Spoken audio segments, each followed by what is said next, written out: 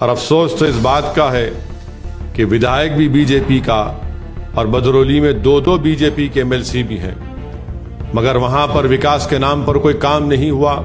जो आंख बंद कर वोट डालने की बात करते हैं, जो नारे लगाते हैं कि हमारी जवानी तुम पर कुर्बान भैया, क्या तुमको नजर नहीं आता तुम्हारे घर में अंधेरा हो चुका है? क्या तुमको नजर नहीं आता कि तुम्हारे बच्चों के लिए स्कूल का इंतजाम नहीं है? क्या तुमको नजर नहीं आता कि तुम्हारे भाई और नौजवान बेटों की जवानी जेलों में सड़ रही है, या उनको एनकाउंटर के नाम पर मारकर जख्मी कर दिया जाता है या हलाक कर दिया जाता है? हमारी जिसने मन से खड़े होकर कहा था कि कब्रिस्तान से महिलाओं की लाशों को निकालकर उनका रेप किया जाएगा, वो कैसे सेकुलर हो सकता है? जो प्रतापगढ़ में डीवाईएसपी के कत्ल में मुलविस था, वो कैसे सेकुलर हो सकता है? जो आरएसएस का यूनिफॉर्म पहनकर हसनपुर से कह रहा है कि मैं समाजवादी का उम्मीदवार हूं।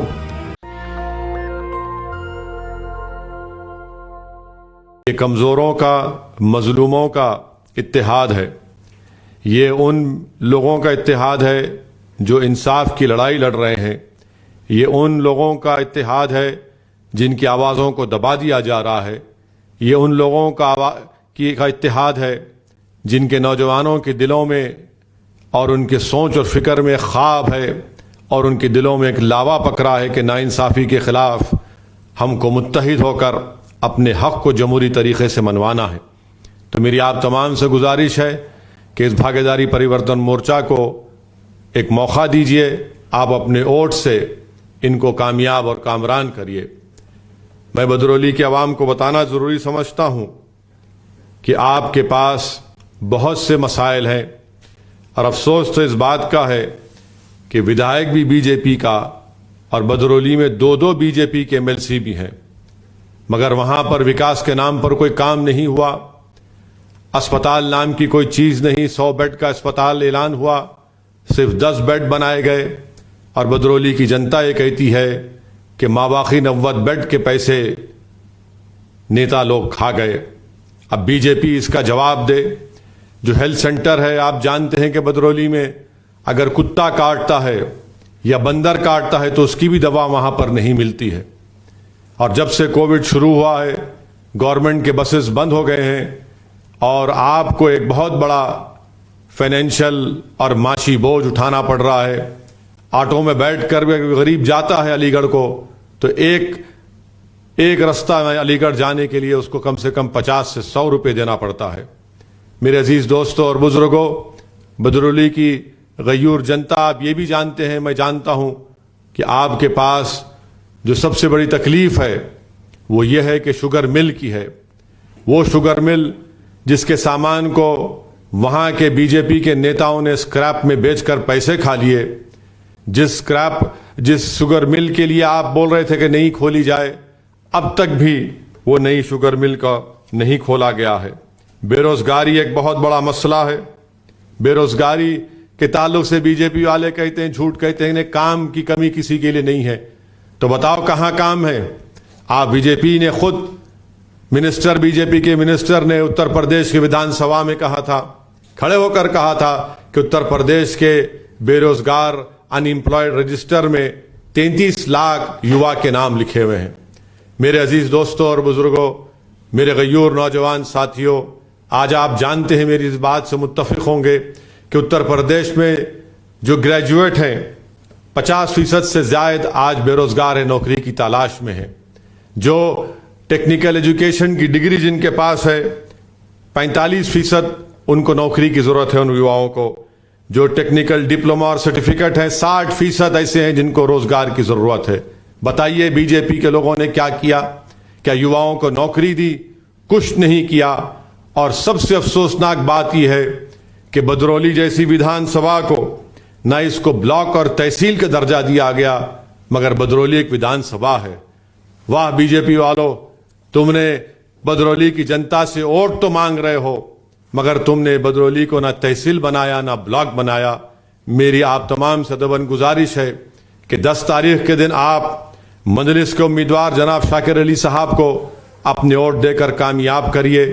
पतंग के निशान पर बटन दबाइए। बीजेपी की डबल इंजन की सरकार, जो डबल इंजन नहीं है बल्कि ये बर्बादी का एक इंजन बन चुका है उत्तर प्रदेश के विकास के लिए, इन्होंने कुछ नहीं किया। आज आप देखते हैं कि हर पैमाने पर, हर गांव में, हर नुक्कड़ पर, हर रोड पर युवा परेशान है, युवा के पास काम नहीं है, कारखाने बंद है, हर चीज में आप देखते हैं कि महंगाई आसमानों को छू रही है। पेट्रोल, डीजल, सरसों का तेल, एक गरीब के लिए ये तमाम चीजें उसको मिलना, खरीदना बेहद मुश्किल हो चुका है। आमदनी गरीबों की कम हो चुकी है, तनख्वाहें वक्त पर नहीं मिल रही हैं, मगर बीजेपी के लोग, इनको इसकी फिक्र नहीं है। अफसोस तो यह है कि एक तरफ समाजवादी कहती है, आरएलडी का इत्तेहाद कहता है कि आप भाजपा को रोकने के लिए हमको वोट दीजिए, तो दूसरी तरफ बीजेपी कहती है कि मुगलों को हराने के लिए हमको वोट दीजिए। आज आप देखते हैं कि उत्तर प्रदेश में कैसे गरीबों को और मजलूमों को दबाया जा रहा है, कुचला जा रहा है। एक मंत्री का बेटा अपनी गाड़ी से 4-4 किसानों को रौंद कर उनका कत्ल कर देता है। एक हाथरस में एक दलित परिवार की बेटी की हत्या की जाती है, उसकी अस्मत रेजी की जाती है, बलात्कार होता है, फिर कत्ल किया जाता है, और योगी की सरकार उस पीड़ित परिवार के लोगों को उसके अंतिम संस्कार में शिरकत करने की भी इजाजत नहीं देती।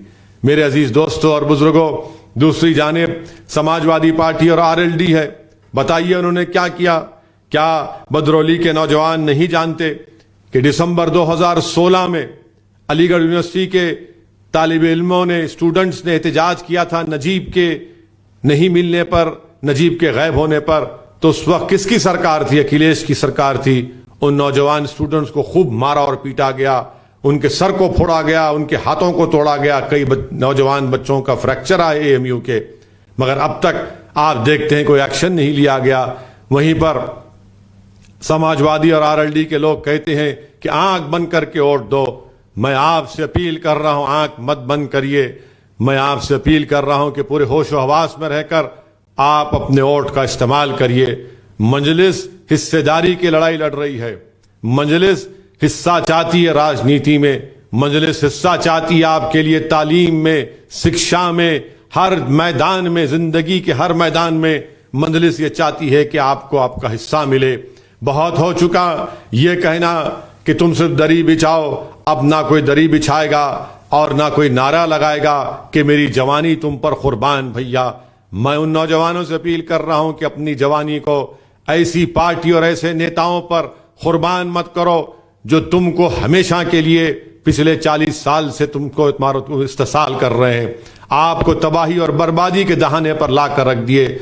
मैं उन लोगों से पूछना चाहता हूं जो मजलिस की मुखालिफत कर रहे हैं, बताइए मुस्लिम माइनॉरिटी के लिए, मुस्लिम अल्पसंख्यक समाज के लिए, समाजवादी हो या बीएसपी हो, बीजेपी ने क्या किया?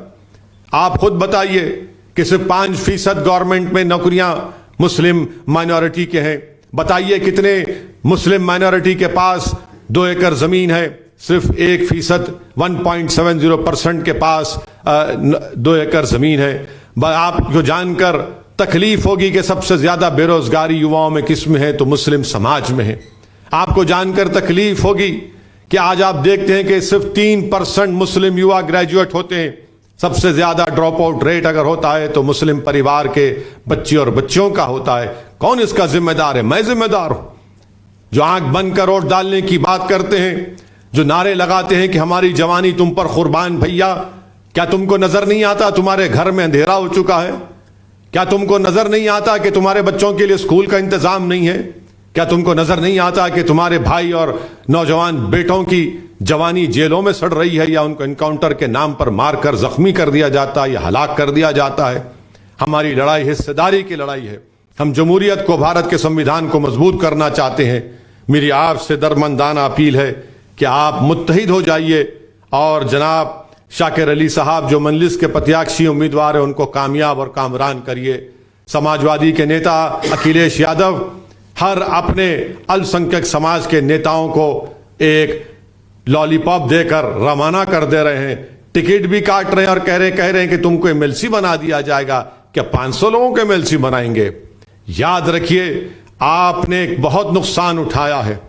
ये कौन सी समाजवाद की पॉलिसी है बताइए आप टिकट काटते हैं और फिर आईपीएल का गेम शुरू हो जाता है। जिस तरह आईपीएल शुरू होने से पहले प्लेयरों को खरीदा जाता है, इसी तरह आज उत्तर प्रदेश की राजनीति में आईपीएल चल रहा है नेताओं का। कोई यहां से बीजेपी से निकलकर सपा में आ जाता है तो सेक्युलर हो जाता है, वो शख्स कैसे सेक्युलर होगा बताओ अखिलेश, जिसने मन से खड़े होकर कहा था कि कब्रिस्तान से महिलाओं की लाशों को निकालकर उनका रेप किया जाएगा। वो कैसे सेक्युलर हो सकता है जो प्रतापगढ़ में डीवाईएसपी के कत्ल में मुलविस था? वो कैसे सेक्युलर हो सकता है जो आरएसएस का यूनिफॉर्म पहनकर हसनपुर से कह रहा है कि मैं समाजवादी का उम्मीदवार हूं?